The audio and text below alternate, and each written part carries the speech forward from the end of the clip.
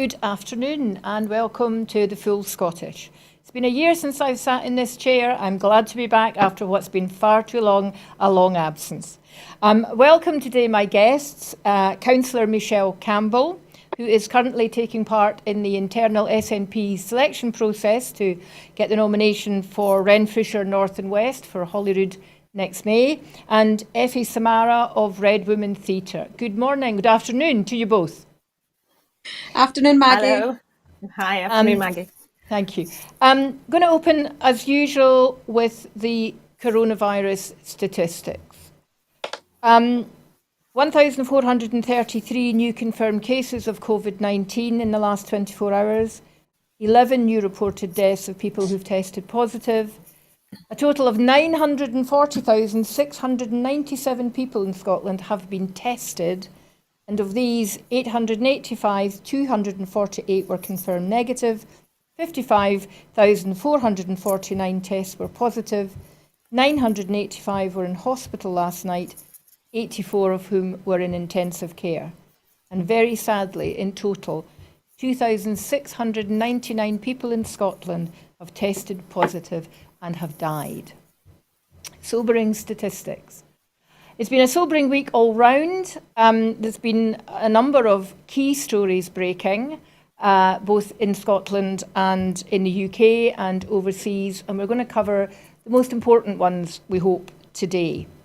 The first thing I want to speak to my guests about is the new COVID tiers, which are coming into play in Scotland on November the 2nd. So the rest of the UK have 3 tiers.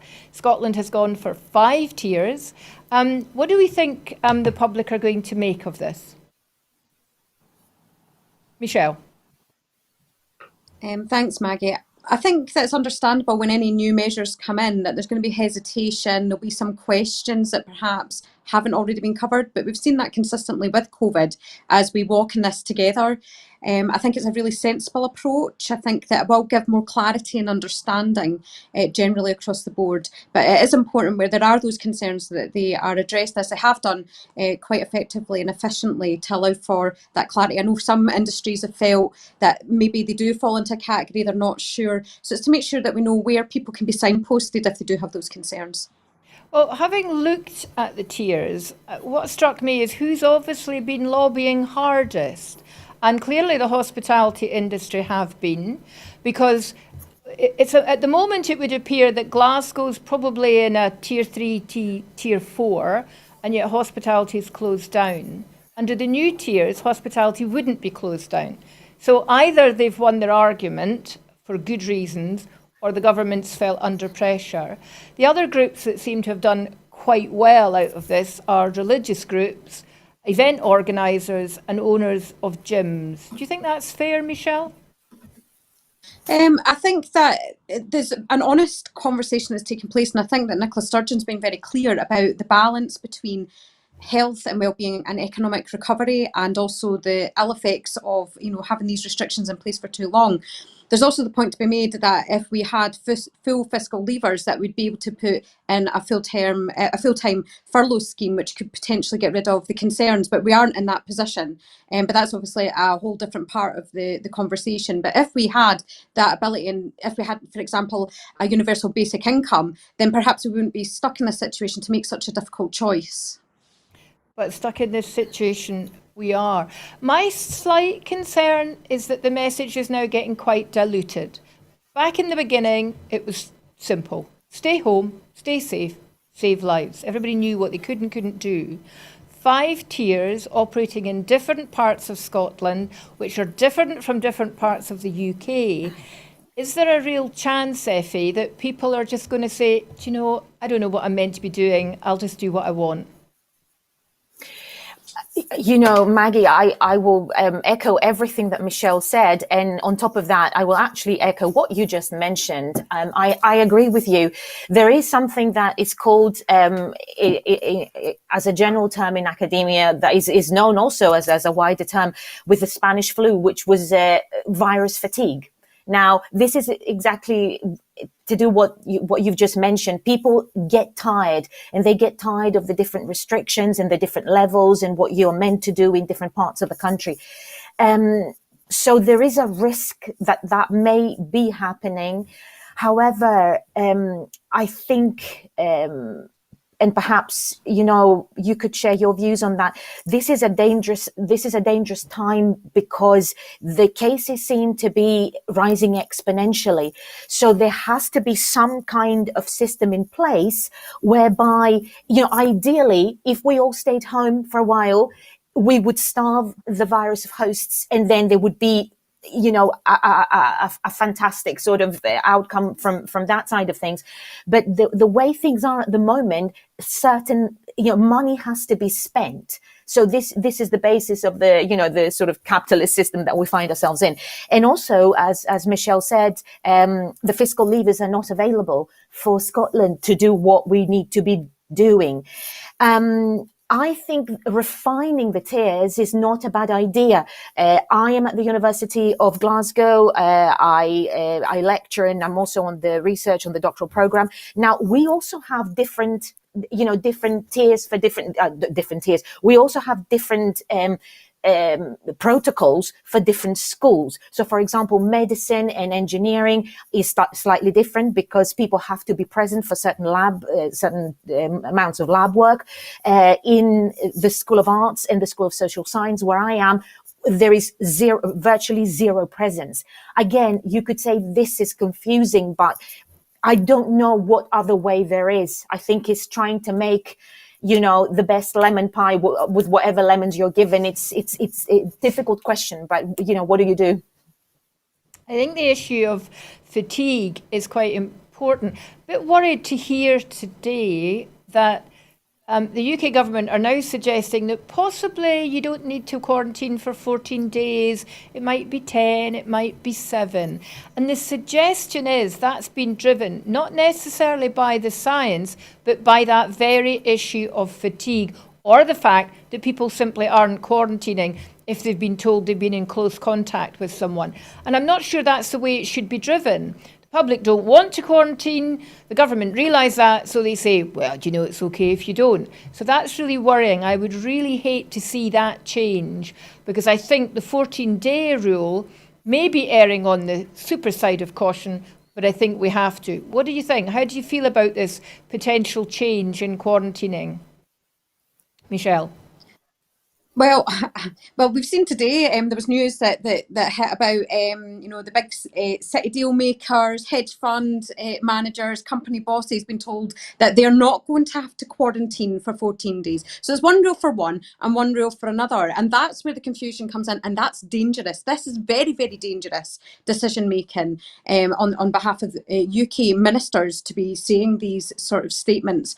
As a nurse myself, I understand why people have this anxiety and fear. I understand the fatigue that people are feeling, but the reality is that we're in a pandemic.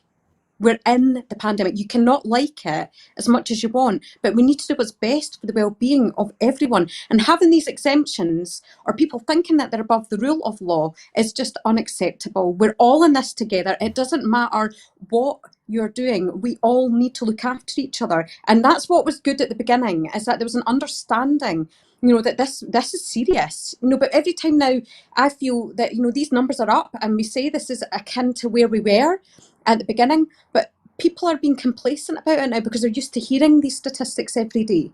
People need to remember these are real people. Families are grieving, and I don't want to see any more deaths from this illness if we can avoid them. So if it takes me quarantining and I have to do it several times, then I'll do it. But that also brings in the fact that some people feel that they've not got a choice because financially they're in a circumstance where they're not getting the support from the UK government. So what else are they supposed to do but break the quarantine? Yeah, and they're not listening. It feels like herd immunity in the back door, doesn't it, really? It's all been driven by the fact that people can't afford to go back into a non-furlough situation, and it's an absolute disgrace. Well, and sadly, I think there will be more deaths. I think there's no doubt about that. We'll know more about where we are all going to be placed on the 2nd of November. Glasgow is expected to be in Tier 3. which is not the same as the English Tier 3, or maybe it is the same as the English Tier 3, that I can't quite work out. But you have to keep an eye. And then there'll be the thing of thinking, if you're allowed to travel, where can you travel? Can you travel from a Tier 3 to a Tier 2, from a Tier 0 to a Tier 2? It's going to be really confusing. But it's in our interest to pay attention. And certainly what the Scottish Government cannot be faulted in is the fact that they are giving as much information as they can. And the daily briefings by the First Minister are extremely welcome and extremely important, and people are, I think, paying attention. Okay, moving on then from this story, although slightly linked, of course, is the fact that the UK government are under increasing pressure over their refusal to extend school meal vouchers to children in England over the October holiday. So just to remind people, it was Mark Rashford, the Manchester United player, who earlier this year persuaded the UK government that children over the summer holidays had to be given school vouchers in order to be able to have their school lunches. He was given an MBE as a result of that.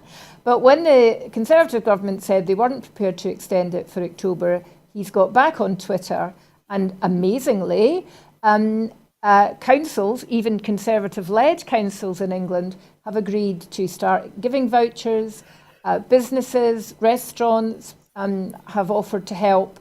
And it now looks like the Conservatives may have to back down on this. There's a mini revolt among Conservative backbenchers, pressure put on Boris Johnson to meet Mark Rashford, but we'll wait and see. And Mark Rashford's already now building up a campaign to make sure that children can have these vouchers over the Christmas holidays. Doesn't help Westminster that, of course, in Scotland, Northern Ireland and Wales, children do get support for school lunches over the holidays. So, Effie, what do you make of the fact that a 22-year-old footballer might yet manage to take this government down over this issue? I'll start off with a little anecdote. My dad tells me that in 1956, he was when he was very, very young, he was in a cafe with some older people, and he said, "You know what? It's the younger people who always know the best." And he was fiercely attacked for that position. Now, I will have to echo that statement and say, my God, at 22 years of age, he's so much wiser than any one of them, all of them put together. But you know what, Maggie, this isn't just about, his wisdom, which I'm sure is there because he's had a difficult life. And I think he grew up with his mom, and there were a few of them, and it was difficult. But what I think is the problem here is that you have an ideologically bound government, a government who believe that the large populace, the riffraff, as it were, the people whom they see as the masses, have to be kept under strict control, and they can be criticized, they can be maligned, they can be demonized, as Boris Johnson has spent his entire failed journalist's career doing. Maligning young people, maligning people from working families, maligning unmarried women who decide to have children. So this is a continuation of that ideology. And you're seeing the material side of it, which is brutal. Now, we've had obviously the torrents on Twitter from people, from the Conservatives saying, why do we have to do this? Is this not parents' responsibility? I will say, no, it isn't. When I come into this world, of course, if I'm lucky enough to have amazing parents, that's great. But what if I'm not? Or what if my parents' circumstances change? Is that my fault as a 4, 5, 8, 12-year-old child to pay for that? Whatever it may be. It may be through illness. It may be through, a pandemic, as we're seeing just now. It may be through an economic world crisis. It may be through death. It may be through even addiction or alcoholism. Is it my fault as a 4-year-old child? No, it isn't. So the answer is absolutely, when a young life comes into the world, it takes a village to raise a child. It is all of our responsibility to ensure that this young life gets the best that we can give as a community. Otherwise, what is our duty in this world as adults? I will respond to all these Conservatives. Actually, yes, it is our responsibility. And of course, as parents, I'm a mum myself. You know, my daughter is the absolute center of my life, but I'm lucky enough to be in good health, to have received a pretty crazy education. But all of this is also to do with luck. Yes, I've put in a huge, big shift in there, but other people have too. But they may have fallen ill. There may have been other circumstances. So what do? Do we let children starve? Do we create a Victorian society where 90% of kids, you know, live in absolute penury, and there's a tiny little 5% at the very top who enjoy the best and go grouse shooting or whatever it may be? Is this the kind of society that we want to build? Conservative policy, isn't it, that people are dispensable, especially if they're not going to vote for the Conservatives. Ben Bradley was one of the MPs who was particularly attacked on Twitter for his tweets, which he's now taken down and said were taken out of context, when he said that giving kids meal vouchers was really pointless because most of these children lived in crack dens or brothels. That was taken out of context. Not quite sure what the context would have been. And there was I can't remember, Ms Saxby was another Conservative MP who's come out and said to all these businesses and restaurants that are prepared to help and distribute food, well, you can't be that badly off under the pandemic, so you shouldn't be getting any additional help. Michelle, what do you make of that? What do I make of that without swearing, I think is what I have to say. Yes, please. Because I'm just disgusted, appalled, and I hate to say it, but I'm not surprised from a Conservative MP. It's absolutely disgusting. This shows you the fact that how can they tackle something that they don't even understand?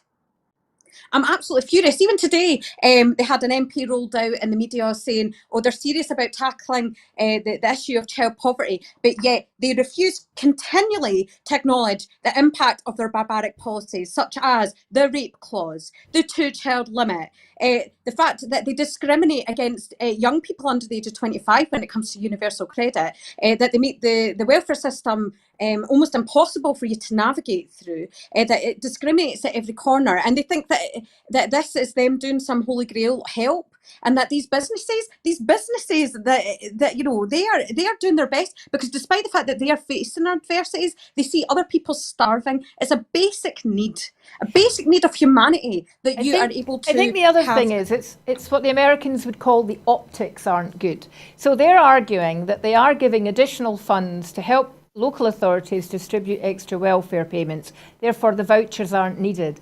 But actually the school voucher is a very simple, effective, practical, visual thing to do.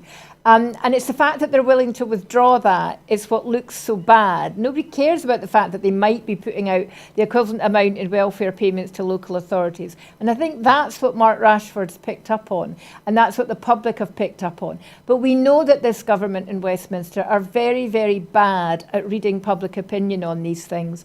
And I suspect it's just something else that they will have to backtrack on, but somehow Boris Johnson will bluff his way through it. I want to move on now to something that's a bit closer to home. This week, the Green Party published their Green Deal, a sort of manifesto really, for how they would like to see an independent Scotland develop, and also ahead of the May elections for Holyrood.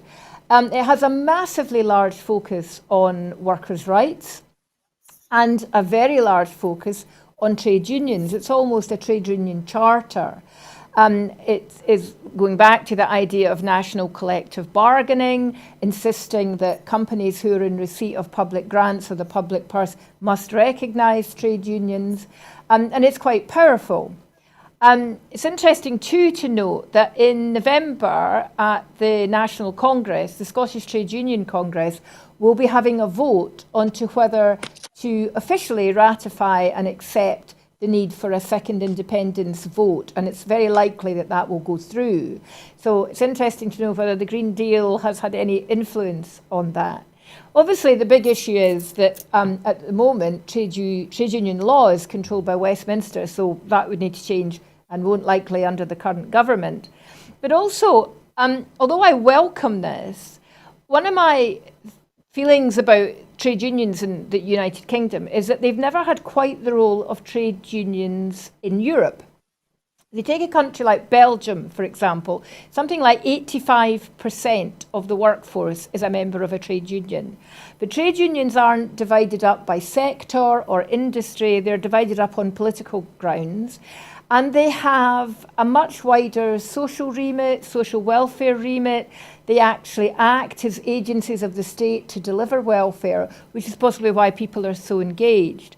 So I wonder, Effie, if you think that there really is a strong argument here in an independent Scotland for a root and branch reform of trade unions in a way to make them more relevant to more people. What do you think? Yes, the short answer is yes. Obviously trade union law was battered under Margaret Thatcher. It was, we had obviously all the historical events that happened through the 80s and her reaction to it. And there was again an ideologically led effort by the entire Thatcherite movement to obliterate trade unions, precisely for the reason that they are considered as an obstacle to what Maggie at the time perceived as free market. Her capitalist view on the world and her neoliberal view of the world. Now we've had another Conservative government for a good 10 years now, and trade union law has suffered even further. But even through the Blairite years, Maggie, I can't recall, to be honest with you, any huge progress having been made in that area. So it has been lagging. And as you have mentioned Belgium, I'll also say that in France and Italy and all across the south of Europe, in Greece and Spain, trade unions have these duties almost mirrored as in the welfare sphere as well. I'm not sure whether it will be such a big leap, a progressive leap, but I completely and totally endorse that. And I think it is time that this big area be revisited, hopefully in an independent Scotland next year. I don't know if I'm being too ambitious, but... Well, I mean, one of the things that we talk about when we talk about possible independent Scotland is we don't want it to be the same country as it is under a different flag. It has to be a completely different deal with the voters and the public. And I would have liked to see the Green Party go a bit further, actually, in this, really pushing for a proper debate with government about how a trade union movement can find its place in Scotland. And I mean, there's many other things that they could be thinking about. But I wonder if one of the problems with the trade union movement in Scotland, and in fact in the UK, Michelle, is that it is kind of splintered, because it is about you join a specific trade union for a specific industry or a specific sector, and there's maybe almost too much conflict. And what about the idea of having a trade union movement that is split along political lines as it is in other European countries? What do you think? I think that you're right. I think that there is a need for wider debate and discussion about trade unions and sort of their role. I'm in a union myself, and it's obviously a nursing union that I'm based in, and I think that, and I can only speak from the experiences of people that I've spoke to in nursing, is that there is sometimes a bit of complacency that they don't always feel that they're represented in a bigger sphere. It's more on those individual issues. That's why they have their union representation. I would like to see unions have a far stronger, wider reaching sort of sphere in those sort of political contexts, like you're saying, because I think that's only positive for people when they're in the decision-making process, that if you've got good quality feedback, it comes down to good communication. If you've got that good quality feedback and you really do understand, and that's part of the consultation process, then that way it is going to be more equating to a fairer society for Scotland and an independent nation. Yeah, well, we shouldn't forget as well that the trade union movement is increasingly moving, individual trade unionists is an increasing movement towards support for independence. I think I'm right in saying the number of people in the SNP trade union group is bigger than the entire membership of the Labour Party. Might be wrong, but I think I'm not. And also, trade unions for Yes is a growing part of the Labour movement. Now, if the STUC vote on December the 17th to agree that a second referendum should happen, and the conditions are that the majority of people in Scotland want it, and there is a majority in Holyrood of independents supporting MSPs, what message does this send to Richard Leonard? How can he continue to oppose the right of the Scottish people under those conditions to have a referendum? Michelle? Well, these are the questions that I've been saying for a long, long time. And it's you see it in the stats. And they're refusing to acknowledge it. And he's doubled down. And obviously, we've seen Keir Starmer double down on that today further. And they're just doing themselves more damage. It's a really desperately sad time. There's, for example, councillors that I have had to work with in Renfrewshire that are really good. Some of them have got some really great ideas for progressive Scotland. And they're supportive of the idea of an independent Scotland as well. But their voices have been absolutely squashed and quashed, putting it nicely, by this sort of hard line that they're taking. I always say, what is your voice going to look like in independent Scotland? That is the question I ask, because that is where we are and where we are going. So, you need to, we are not where we were. We need to understand that this has been a progressive point. We're not where we were in 2012. We're not where we were in 2014. We are being impacted by so many other things. And independent Scotland is the only way that we're going to be able to thrive. And you need to ask yourself, if you're watching this and you don't know what your viewpoint is about independence, ask yourself, what will your voice look like in an independent Scotland? Because I guarantee you, it'll be far more empowered than where we are right now. Well, that message is obviously working on the Labour movement as a whole, because again, Labour for Yes, I think, is still one of the fastest growing grassroots movements, and I'm sure as we move towards another vote, which Mike Russell has said might be as early as December 2021, we'll see that grow again. I'm sure we all know, I certainly know, elected Labour councillors, not going to name anyone, who voted yes. I know that's the case. Whether or not there are elected Labour MSPs who in the privacy of the ballot box also voted yes, I guess we'll never know. Senior Labour figures who are now no longer elected representatives obviously have come out in favour or are very clearly leaning that way. All it's going to take, I think, is someone within the parliamentary party in Labour to say, do you know what, I think we need to have this vote.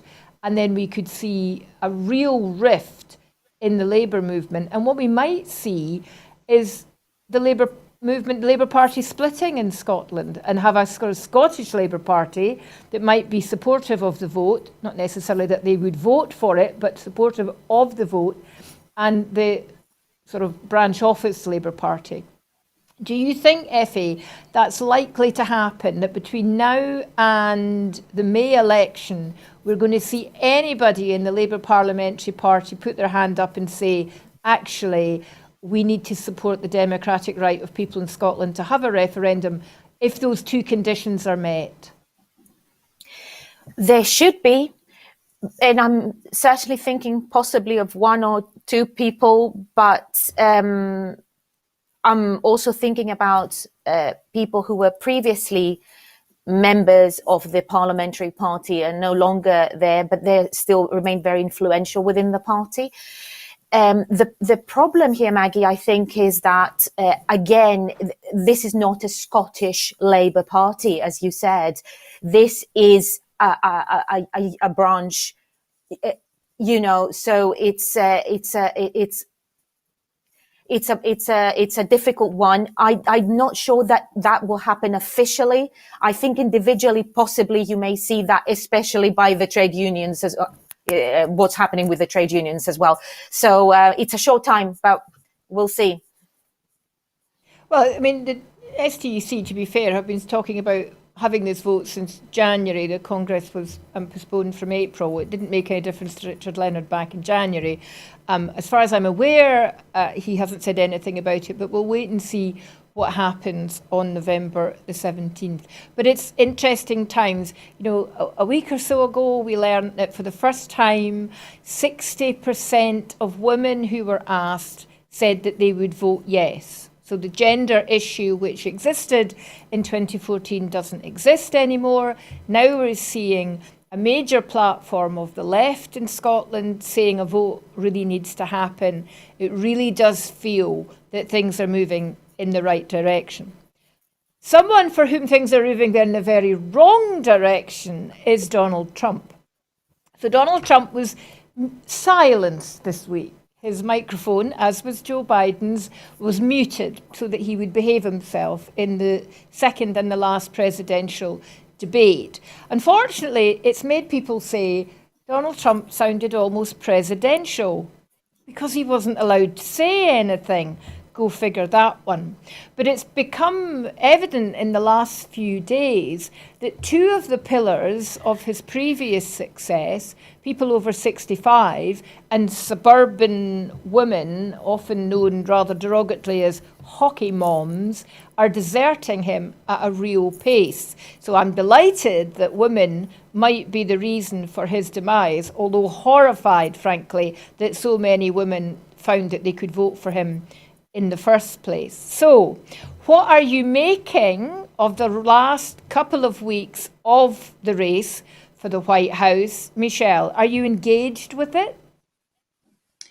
I think that it's interesting, but I think it's difficult because I'm a political geek, you know, so so this is going to be interesting to me. However, I do know some people in America, people who've lived in Scotland that now live over there, and I remember engaging them a couple of years ago about this, saying, where do you think things are going to go? And at that point in time, there wasn't that much confidence that things would change from Trump, because although he himself is horrific, you know, in terms of day-to-day life, everyone was feeling some level of benefit from their community because a lot of them were getting tax breaks, for example. You know, and if someone has more money in their pocket, then they're going to have that feeling of, well, then I'll just put up with that. But this is where this year's been very interesting. COVID-19 has been a real undoing of Trump because it's shown how poor his leadership is. I think if you've been really into politics, you know, you'd be screaming from the hilltop that you're not surprised to see this because we know how horrific he is. However, people on a day-to-day basis have been impacted by the very poor decision-making that he's been making. And Trump has been asked the right challenging questions from, you know, from Biden.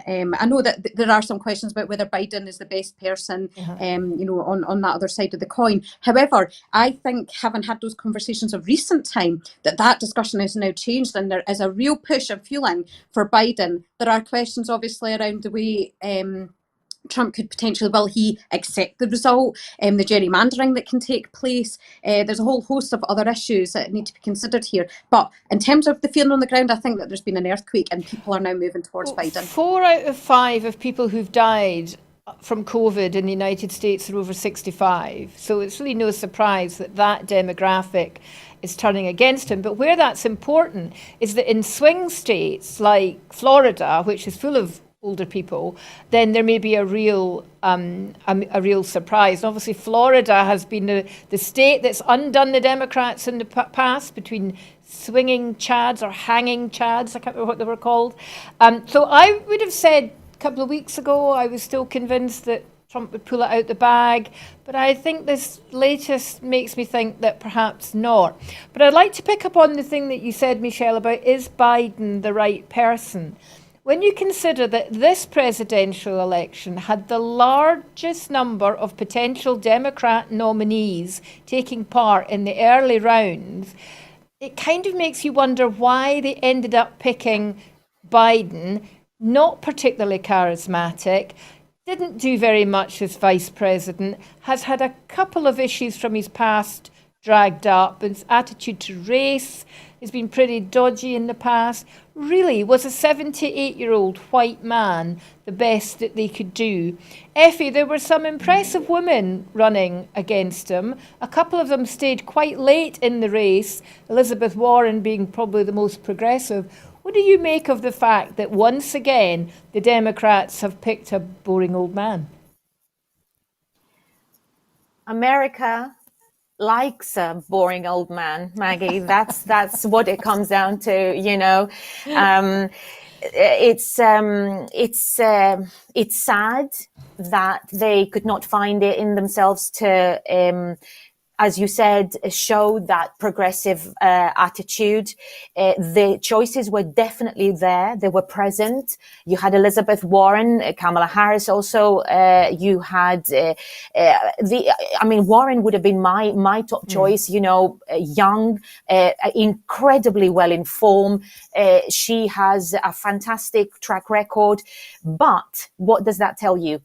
I think the answer is probably in the fact, in what's been happening, and I'm not trying to detract from the question, but if you follow the timeline of Amy Coney Barrett's nomination for the Supreme Court, you will probably in that find the answer to what's happening in America. The fact that someone like this as a judge pronounces judgment at only the age of, I think she's only 49 or something, but she belongs to these culty, pretend Christian groups.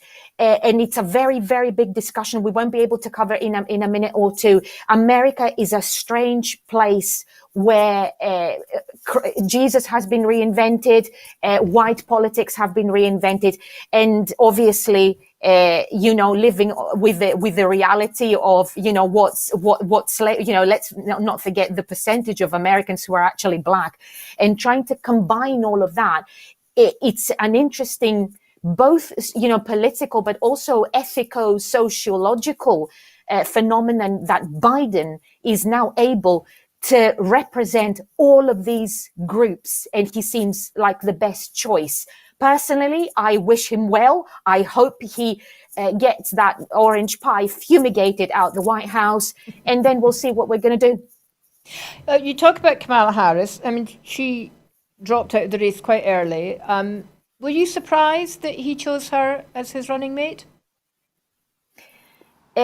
No, I wasn't, because again, this represents, as you mentioned about optics a minute ago, this represents, Kamala is of a Black and West Indian heritage. She's young. She has, again, she was in the right place. She was Attorney General for California, and she was the very first Black woman to have held that position. Her positions were progressive, but not, again, safely progressive. So she never provoked anyone with slightly more left positions like, for example, Elizabeth Warren had. So Harris is safe. She looks good. She is incredibly well informed. And if, say, the worst were to happen, she would be in a position to take the reins and show what a woman can do. So I think she'll be a vote winner for Biden. It's interesting you mentioned that, Effie, because it's pretty clear that if Biden wins, he's unlikely to do for 2 terms. He'd be 82 if he stood a second time. So it's in that case, it's a really strong possibility that if the administration does well and the Democrats get re-elected in 82, that we would have the first Black American president woman, provided she got the nomination. And as you say, it's possible. He's not a young man. He has some health issues. He might not last a full term. You wonder if this is a kind of rather sneaky back doorway of getting a woman into the White House, which is bit sad, really. Michelle, we all know what Donald Trump's weaknesses are, but what did you think? Where do you think Biden is particularly weak in this campaign, and where might he still slip up in the next 2 weeks? Well, and I suppose this comes down to the fact that they've kind of picked the boring old man thing that you said. You know, it's somebody who sort of sits in the middle. You know, that he will have views that sort of sit slightly to the left, but it's more centralised. I think he misses having the Bernie Sanders effect, which is to have some bold views, that passion. You know, what are you going to do to make a difference? Rather than him being seen as oh well, that's a safe pair of hands to hand it over to, rather than us having to deal with Trump. I just think if you want to be ambitious with your politics. You know, as a woman of colour myself, it's like, put us into the driving seat from the off. Don't wait until someone passes away and then you think that's an opportunity to get someone in the back door. Why don't you give that platform to someone who's going to take the agenda forward? So when it comes to you standing in the next term, that you've got a track record that's really made a difference to the people that you're there to represent. That's what I feel is missing from him after and the tremendously positive presidency, and since he stood down, that people feel about Barack Obama, I don't think it's the issue of colour that is stopping Kamala Harris getting the nomination. I think it's because she's a woman. I just don't think the United States, who really are now presenting a kind of 1950s vibe in their attitude to family and women, I just don't think the United States could stomach the idea of a woman in the White House. Do you think that's something there? I think it's an issue of I think it's both. It's like, I do think that in particular because there's such a right-winged mentality about things and there's a complacency about addressing racism. I think that where the country was when Barack Obama became president is not where that nation is now because of that drip feeding that has taken place. However, I do think that you're right. I think it's about if she was a man with those views, she would have progressed further and had a high chance of becoming the candidate. The very fact is that she is a woman, and there are still views, and I don't care how many people try to say otherwise, but being a woman is a disadvantage. You can tell me till the cows come home that you support women's rights, but until we see more women in these roles, then as far as I'm concerned, you can say it as many times as you want. We need to start doing it rather than talking about it. Yeah, and I do think the United States have really done their best, the present administration in particular, to try and put women back in a box in all sorts of ways. When you have a president who has been accused of the kind of sexual abuse that Donald Trump has been accused of, as Effie says, you've got the rise of the, what you called it, Effie, the pretend Christians, evangelicalism that really wants to keep women pregnant, barefoot and in the kitchen, then it's maybe no surprise. But like you, Michelle, I'm disappointed that the only way we might see a woman in the White House is kind of through the back door. But if it happens, it happens, and let's be pleased. I should say, for those of you who are praying very hard that Donald Trump doesn't end up as president, be careful what you wish for. He said last week that if he doesn't win, he doesn't think he can stay in the United States. And guess where he said he's going to come? Yep, Scotland. However, I learned today from a Glasgow taxi driver, which is one of the things I love about Glasgow taxi drivers, that he wouldn't be the first ex-American president to end up in Scotland. So this is a bit of a wee quiz test for my guests. Do either of you know which ex-president of the United States ever ended up living in Glasgow's West End? Oh, that's one I don't know. No, okay. Well, I was rather surprised and a bit disgusted to realise it was Jefferson Davis, who was the former president of the Confederacy, who ended up living in Glasgow's West End. So the best advert for taking a Glasgow taxi, interesting information you can get on a Sunday morning. Moving on from that to something a bit more serious, but perhaps maybe not as impactful as we would hope. This week, the UN Treaty on the Banning of Nuclear Weapons finally got its 50th signatory, which means that it's now been ratified, and that was Honduras. So that now suggests that nuclear weapons would be made illegal. It hasn't been getting much coverage on the news. Not many people, apart from activists within CND are talking about it. I was surprised, to be honest, that we were so close to having 50 signatories. None of the countries that have nuclear weapons, of course, have signed it. And a number of other major countries, Australia and Japan in particular, have come out and said they think it's wrong, they think it's necessary for the nuclear deterrent of the United States, they feel quite safe with. So do you think this actually does mean anything? And if it does, what's it going to help bring about? Are we going to see a ban on nuclear weapons? I think the answer to that is no. So what's the best that we can hope from this new move forward? Effie. I think, Maggie, it's just an actioning and an energizing of the debate. It's a raising of awareness. It's bringing, again, that conversation to the fore, making it heard and informing people as to the catastrophic consequence of the use of a nuclear weapon. To be honest with you, governments and international organizations are, as we all know, horrifically slow in adopting these huge, big policies and implementing them, let alone obviously the fact that in jurisprudence they're not empowered always to get simply to just get the signatures and get it done. But it's just pressure. It's political pressure, it's psychological pressure, and let us hope in our lifetime we will see an actual material ban. I'm not very optimistic. I'd like to remain optimistic, but obviously given world order and given the different forces at play, I think it will be a challenge. Well, the promoters around this have come out and said that the best that they think can happen, a bit like happened when landmines were banned, is that it would stop countries stockpiling them, and I think this is a big ask, it would stop manufacturers manufacturing any more of them.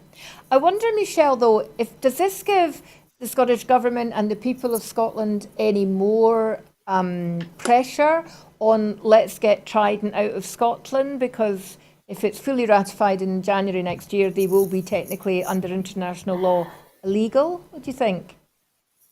Well, yes, I think that I'll agree with you on 2 points. First of all, I do agree that no, I don't think it makes an immediate difference. I agree that countries that do have them, big countries, need to sign up for it. But that means that this perceived power that they have, having them, is something that needs to be addressed further. What it means for Scotland, though, is that the message that we've made very clear is about progressiveness as a nation, as to be a trailblazing nation in the world globally. It gives us that strength to the position that Scotland has, and an independent Scotland would have, in not having them there. And the whole point of what we've said and what the CND have fought so strongly for as well. It gives strength to the elbow, and in an independent Scotland, I believe Scotland would take those steps to be bold about it, and that's what we need to see from other nations too. Well, I suppose it puts them now in the category of illegal weapons of mass destruction, which is what chemical weapons. So at least it's another bit of the argument. Of the 50 countries that have signed, a lot in South America, a lot in Africa, there are only 4 countries in Europe who've signed, and they are Austria, Ireland, Liechtenstein, and Malta. Germany hasn't signed, but there's a big push in Germany from people that they should. And of course, obviously Germany's been a kind of leader in Europe on anti-nuclear, both anti-nuclear power and anti-nuclear weapons. France obviously have their own nuclear deterrent, so they're not going to be signing, and we don't imagine the British government will step up to sign it too quickly. But it's an important story. It's disappointing it's not getting more coverage. I think it's a case of watch this space. It does set a marker. I mean, I think we know the horrors of nuclear warfare and the potential of it, but it's interesting.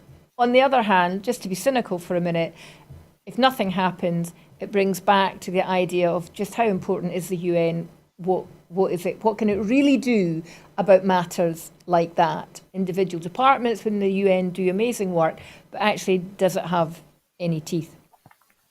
As we get towards the end of the programme, I want us to have something a bit lighter to end on.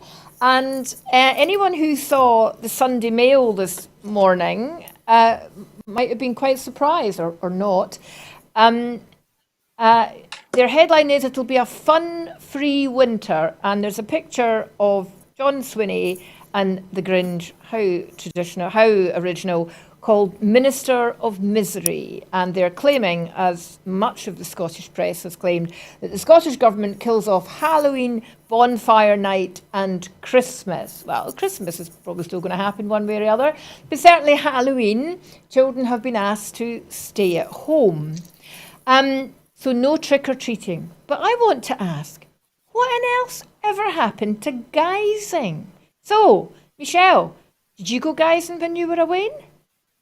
I did go guising when I was away, and you're right. I think that it's almost because the traditions that came with that have changed. It's become very Americanized, because obviously America see Halloween and trick-or-treating has been sort of that sort of way of being, and there's almost been that indoctrination of that. It's changed over time, but I would really love to see. I live in a place called Gallaghill, so how are we not embracing that? I like that Renfrewshire, obviously Paisley has a strong history with this connection to witches, and yet we never talk about the history, and we never take the tradition seriously. So I would actually like to see us to have a more embracing culture ourselves around guising, as you put it. And Samara, Effie, when you were growing up, what did you do for Halloween? Was it a thing? Not much. No, not much, because my mum, I'm an only child, and she was very, very protective of me. She didn't like me going out a lot. She didn't like, so it was a little bit of probably describe it as a lonely childhood.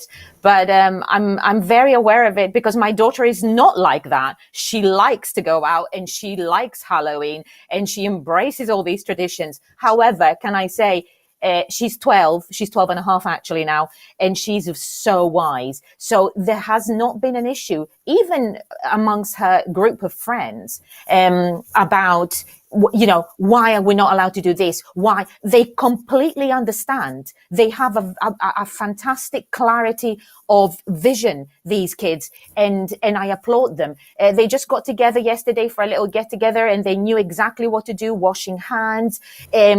So I'm not sure, Maggie, whether it's the children that are worried here, or whether it's, the dirty Murdoch press stirring up another issue, pretend issue over, Christmas is being stolen, this is being stolen. Nothing's being stolen. We're just trying not to end up dead from this virus. As Michelle said, we don't want to grieve for any more lost lives. So, Christmas is coming back as long as we're all healthy and safe.